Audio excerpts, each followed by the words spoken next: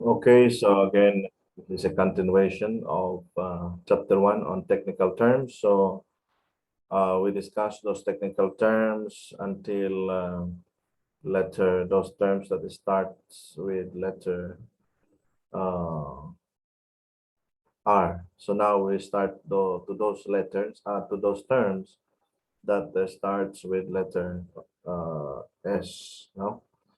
So basically, this will be the last part of those technical terms as part of chapter 1. Okay. So basically, the term separation line, no? It is a line marked on the pavement of a thoroughfare to separate traffic traveling in opposite directions. So example, no? So kung yan ang width ng roadway, for example, no? Then no, sa gitna is yellow, no? Dotted line. So this line here at the center, no, indicates the separation line between two opposite, no, opposite directions. So example, ito is going that way, no? Yeah. This one is going this way. Okay. So this presentation will show you that there is a separation line, no, that separate two opposites. Kasi pag wala yan, then basically, no, this vehicle here can just move there or move there. So, no, there is no separation line, and it may create traffic accident. Okay. All right. So next topic is the setback line. No, so what is setback line? So setback line is a line outside the right of way, no, established by public authority or private restriction on the highway side of which the erection of buildings or other permanent improvement is controlled. So setback line is outside the right of way established by public authority or private restriction on the highway side. So, yan yung nakikita natin, no?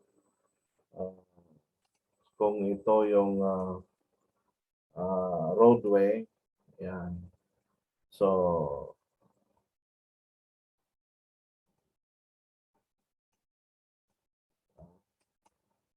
example is this is two-way.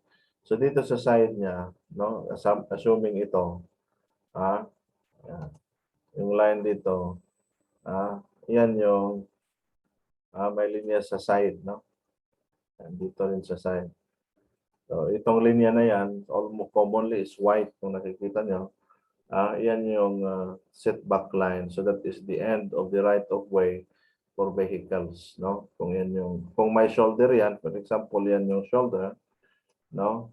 Then there is the same, meron siya dito sa side na yan, no? Ito. Pag may linya dyan, that is the setback line, and that is the end of the right of way for vehicles. Dito, no? It is example, it mentioned here, it may be there is already a building, no? So common yan. So pag ikaw ay motorist, do not go beyond the right of way. And your basis there is the setback line, right? So next is shoulder. Yan.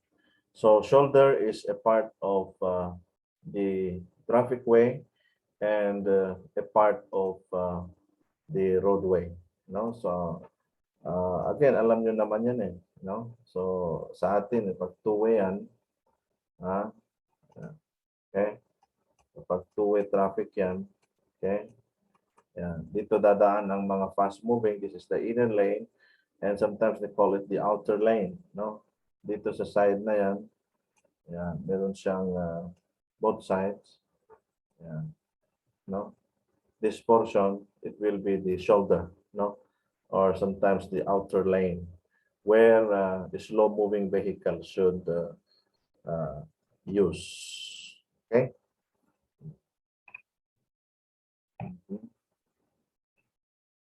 The next is shoulder. Okay, do not forget that.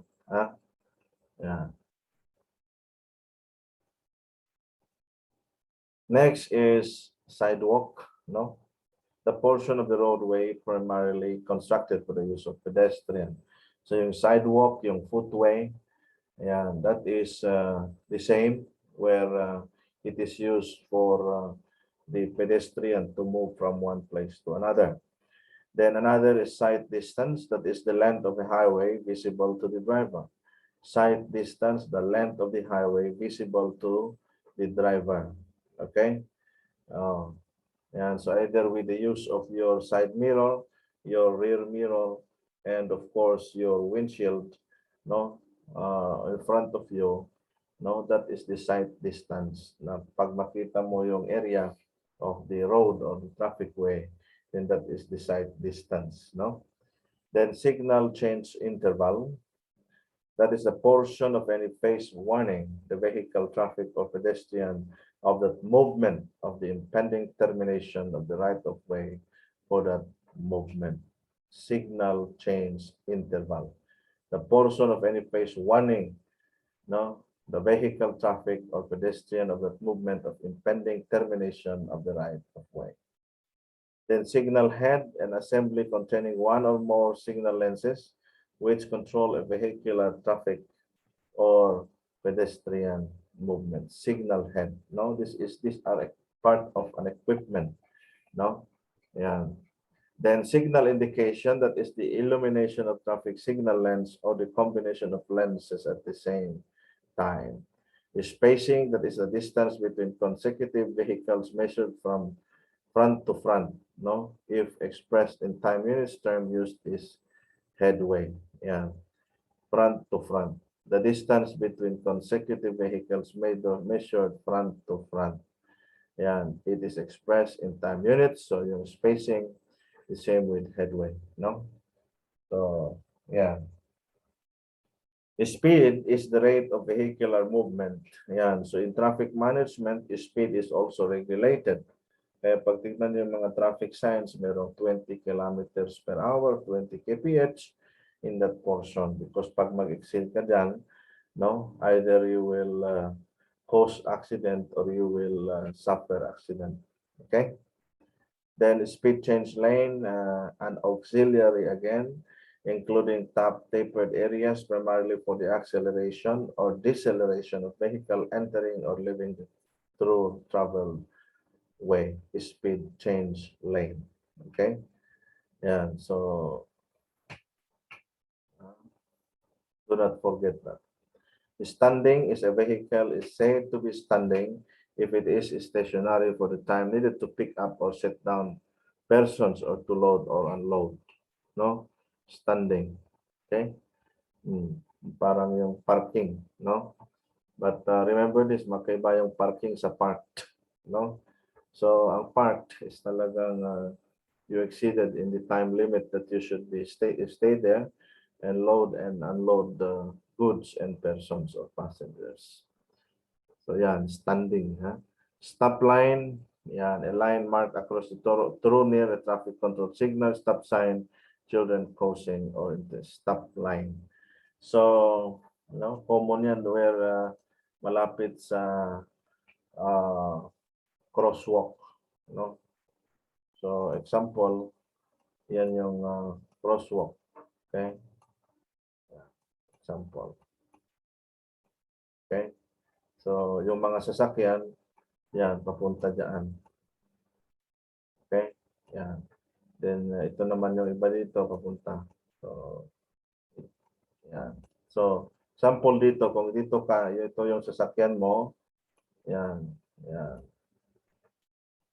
Okay? Kung yan yung sasakyan mo,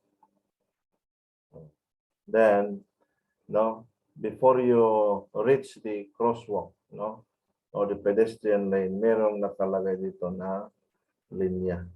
Okay? That is the stop line. Okay? That is the stop line. Okay? Oh.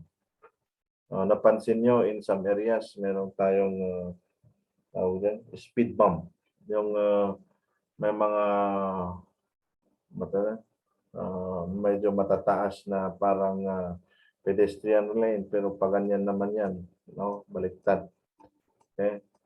Yan, dito dadaan yung sasakyan. Medyo matataas yung structure niya na parang na-semento rin o na-pinturahan. Na pagdadaan ka dyan, yung sasakyan mo is mag-vibrate. No? That is a speed bump. So ang purpose niyan is especially sa mga areas, no, na may mga accidents or pag nakatulog ka baka mabangga ka. So nilalagyan ng speed bump, no? Yan, para pag dumaan yung sasakyan mo, then mag-vibrate yung sasakyan mo, then pwede kang tawag dyan, no? Maalimpungatan. Then you will be saved. Okay? So ito naman is crosswalk. Yan, stop. Sometimes yung iba pa sinusulat yung stop mismo na word dito, no? Pero yung iba nilalagyan na lang ng stop line. Okay? So do not forget that. Then stop or stopping, that is the act of bringing a motor vehicle to halt, yan, or yield or stop. Always remember, always yield or stop when approaching a crosswalk or pedestrian lane, no? Especially when there is someone who had intention to cross, no? Ikaw ang magbigay, no, or give courtesy. That is one example of road courtesy, no?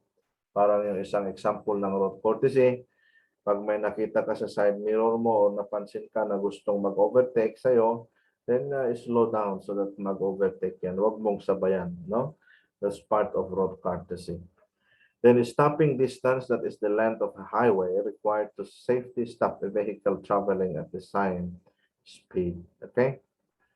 Next is street, that is a general term denoting a public way for purposes of vehicular travel, including the entire area within the right of way. Then 30th highest hourly volume. Yan, pakibasa na lang yan. Then thoroughfare means a portion of the road improved or designed or used for vehicular travel, exclusive for the shoulder, no, exclusive of this, exclusive of the shoulder. Okay? Kapag exclusive, yan, hindi kasali yan. Inclusive is the opposite of exclusive. Through street is every highway or portion thereof with vehicular traffic is given a preferential right of way, and at the entrance, pakibasa na lang yan. Ang yield at saka stop, they have similarity. So pag sabing yield, no, as a matter of courtesy, slow down and stop, no. Through traveled way, that is a portion of the roadway for the movement of vehicle exclusive of the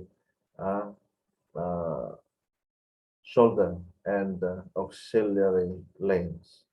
Time cycle, that is the time required for one to complete sequence of signal indication. Toll road or toll tunnel, it is a highway or tunnel open to traffic only upon payment of a direct toll fee. Common yan sa expressway. NLEX, SLEX, yan, may toll road or may toll tunnel yan. A highway or tunnel open to traffic only upon payment of a direct toll fee. Traffic actuated signal, a traffic control signal whose right of way interval selection, pakibasa na lang yan. Then traffic control device, a sign or signal marking or the device control, no, adjacent to highway by authority of a public body or official having jurisdiction to regulate, warn, or guide traffic. Traffic control device, no, a sign or signal marking or other devices placed on or adjacent a street or highway by authority of a public body. Yan, control device. Parang yung mga placards, example, no? Detour. Yan. So you are controlling the movement. Yan. Okay, detour, for example. This way. Okay, so you are controlling. Di ba? Example,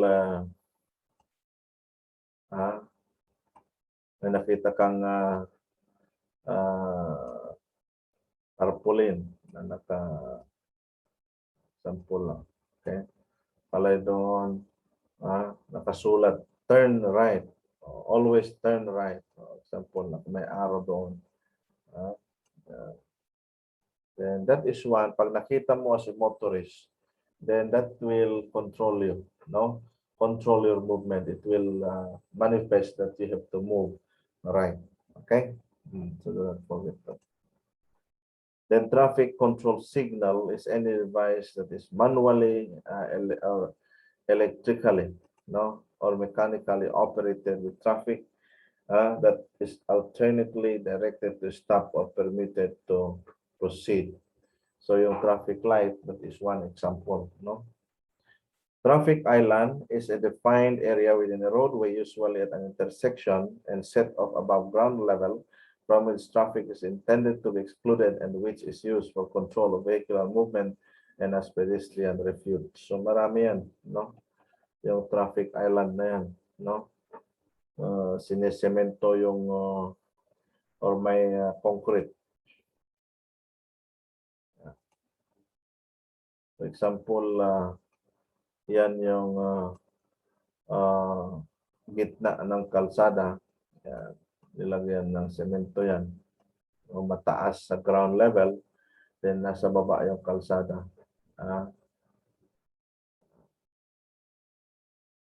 Example lang. Yeah. Okay. It's also divided to a traffic. But again, this is to control, no? Kasi mataas yan, hindi naman basta pwedeng pupunta yung sasakyan sa other side, no? So that is also a traffic island. Okay, so do not forget that. Next is a traffic lane, the portion of the traveled way for the movement of a single line of vehicle. Traffic Management Authority.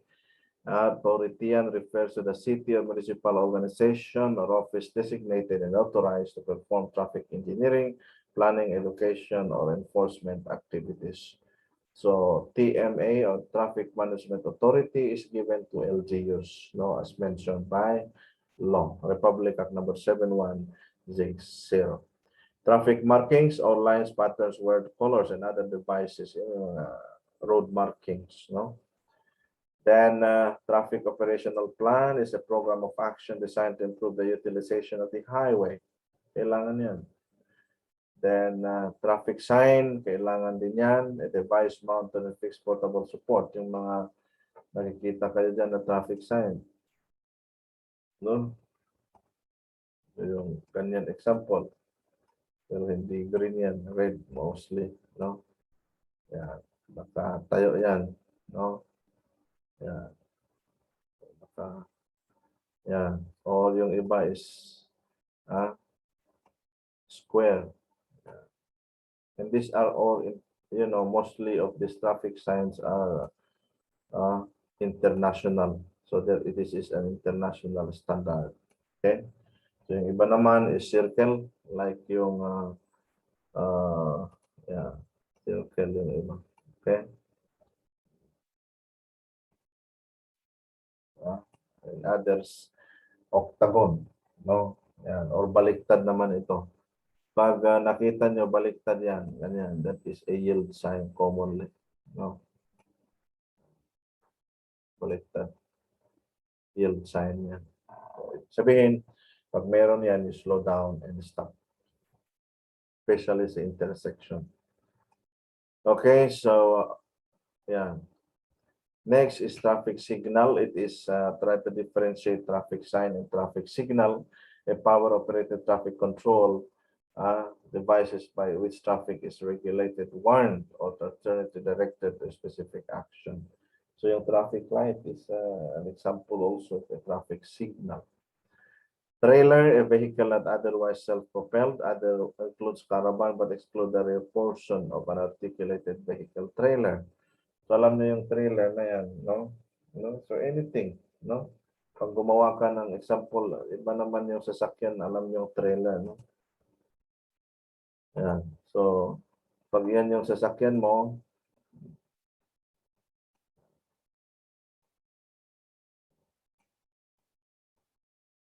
yan yung sasakyan mo, ayan. Naglagay ka dito ng another, no? For example, yan. Yung gulong yan.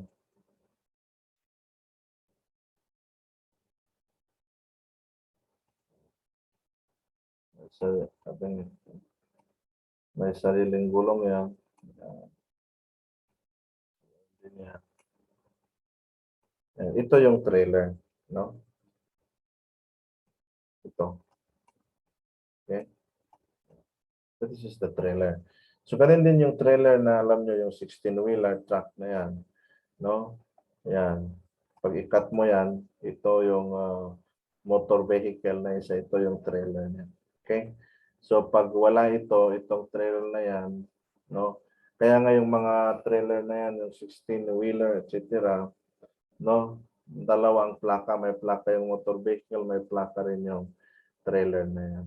Okay? Then, transportation plan, do not forget that. Traveled way, two-way thoroughfare, no? Underpass. So pag may overpass, may underpass, no? So a great separation where the subject height passes under an intersecting road or railroad, also called as undercrossing ang underpass. Okay? So do not forget that. So uninterrupted, continuous movement of traffic at iyan ang gusto natin. At iyan ang gusto ng traffic management. There is an interruption of movement of vehicles. U-turn means movement. This causes the facing travel in one direction. Alam niyo naman kung anong U-turn. Then vehicle means any conveyance. So general yan. Then vehicle is said to be standing if it is stationary at the time. Then park if it is stationary for a longer time. Pakibasa na lang yan. Vehicle is said to be standing and parked. Okay? Yeah. Then volume, the number of vehicles passing a given point during a specified period of time.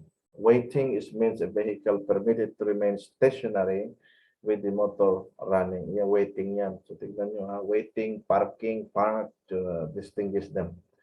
Waving is the crossing of traffic streams moving the same general. Then zoning, that is the division of an area into districts. So do not forget that. And those are the technical terms that you may consider in the study of traffic management. Okay?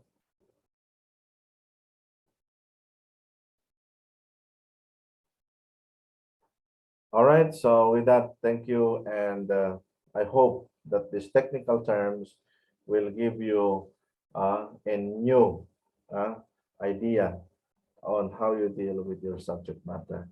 Thank you and be safe always. See you on my next discussion. Okay?